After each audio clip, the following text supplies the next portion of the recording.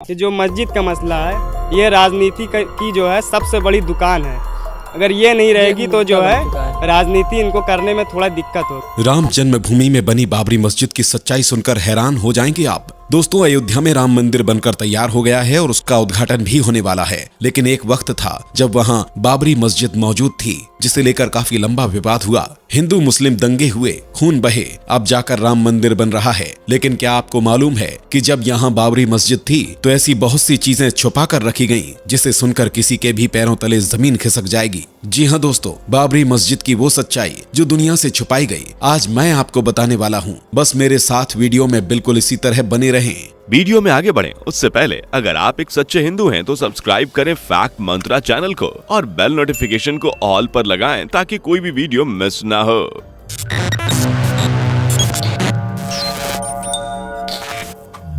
दोस्तों, 9 नवंबर 2019 को supreme court ने अपना फैसला सुनाया था कि विवादित स्थान पर मंदिर बनेगा। इस दौरान कोर्ट के सामने मंदिर और मस्जिद को लेकर नए से लेकर पुराने सारे राज बताए गए। तभी बाबरी मस्जिद से जुड़ी कुछ ऐसी चीजें सामने आई जिसका कोई अंदाजा भी नहीं लगा सकता था। जैसा कि आप जानते हैं, भारत का पहला मुगल सम्राट बाबर था और उसी के नाम पर यह मस्जिद बनी थी। बाबर का पूरा नाम जहीरुद्दीन मोहम्मद बाबर था। बाबर का जन्म 14 फरवरी 1483 को उज्बेकिस्तान में हुआ था। वो फरगना घाटी के शासक उमर शेख मिर्जा का सबसे बड़ा बेटा था। पिता की मौत के बाद मात्र 11 साल की उम्र में ही उसे राज्य का कारभार संभालना पड़ा। इसकी वजह से बाबर को अपने रिश्तेदारों के विरोध का सामना करना पड़ा। लेकिन इन सब के बावजूद छोटी सी उम्र में ही बाबर ने अपने क्षेत्र का विस्तार करने के लिए सैन्य अभियानों की शुरुआत कर दी थी। बाबर ने शाब्दिक शासक इस्माइल प्रथम के साथ साझेदारी करी और मध्य एशिया के कुछ हिस्सों पर जीत हासिल करी। और फिर बाबर की नजर भारतीय उपमहाद्वीपों पर पड़ी और फिर इब्राहिम लोदी द्वारा शासित दिल्ली सल्तनत पर बाबर ने हमला कर दिया और पानीपत की पहली लड़ाई में इब्राहिम लोदी को हरा दिया। इसके साथ ही भारत में मुगल साम्राज्य की शुरुआत हो गई। इसके बाद बाबर को मेवाड़ के राणा सांगा का सामना करना पड़ा, लेकिन फिर बाबर ने खानवा की लड़ाई में राणा सांगा को भी हरा दिया। दोस्तों, बाबरी मस्जिद से शुरू होती हर बात बाबर के मंदिर तोड़कर मस्जिद बनवाने की घटना पर खत्म हो जाती है। ज्यादातर लोग ये कहते हैं कि बाबर ने ही मंदिर तोड़कर वहाँ पर मस्जिद बनवाई थी। पर दोस्तों, जब कोर्ट में इसे लेकर फैसला चल रहा था तो ये बात सामने आई कि बाबरी मस्जिद बाबर ने बनवाई ही नहीं थी। अब आप सोच रहे होंगे कि बाबर ने नहीं तो इसे किसने बनवाया। असल में दोस्तों, बाबरी मस्जिद को बाबर की ही सेना के जनरल मीर बाकी ताशकंदी ने बनवाया था।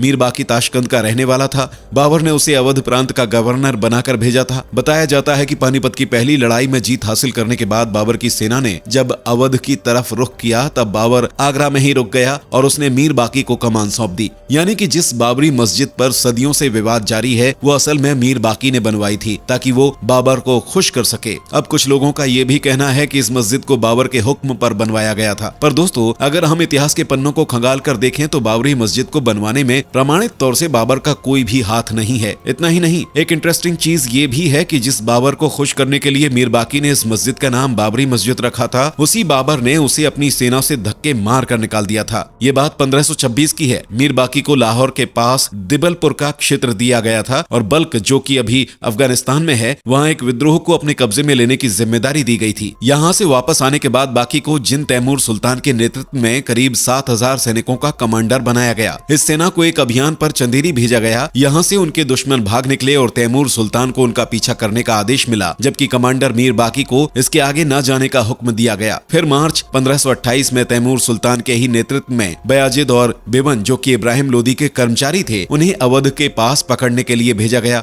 इन दोनों ने ही मुगलों से लखनऊ का मुगल किला छीन लिया था और 1529 तक लखनऊ को अपने कब्जे में रखा। लखनऊ में मुगल सेना की इस हार की जिम्मेदारी मीर बाकी के कंधों पर चली गई। लेकिन बाबर हार मानने वाला कहाँ था। उसने और भी ज्यादा सेना भेजी और वापस से लखनऊ किले को अपने नाम कर लिया। लेकिन लखनऊ किले को कुछ समय के लिए खो देने और मीर बाकी की लापरवाही के कारण बादशाह बाबर बहुत नाराज था। इसके बाद 13 जून 1529 को बाबर ने मीर बाकी को बुलावा भेजा और उसके कुछ ही दिनों बाद बाबर ने मीर बाकी को अपनी सेना से निकाल दिया। खैर, ये तो बाबर और मीर बाकी की प्रचलित कहानी है। इसके अलावा बाबर की जीवनी बाबर नामा में भी कई सारी चीजों के बारे में बताया गया है। लेकिन आपको बाबरनामा में एक भी ऐसे दस्तावेज नहीं मिलेंगे जो ये साबित करें कि बाबर ने ही बाबरी मस्जिद को बनवाया था। वैसे दोस्तों, देश के सबसे बड़े राम भक्त तुलसीदास, जिन्होंने अपना पूरा जीवन राम भक्ति में समर्पित कर दिया, उन्होंने भी बाबरी मस्जिद से जुड़ी कोई भी बात नहीं लिखी है। उन्होंने जो कुछ भी लिखा सिर्फ राम के नाम पर लिखा। उनके लेखन से भी बाबरी घटना से जुड़े सबूत नहीं मिलते हैं। यानी कि कुल मिलाकर देखा जाए तो ये कहा जा सकता है कि बाबरी मस्जिद को बाबर ने नहीं बनवाया था। लेकिन दोस्तों, उस मस्जिद को चाहे जिसने भी बनवाया हो, इसका निर्माण मंदिर को तोड़वा कर हुआ था,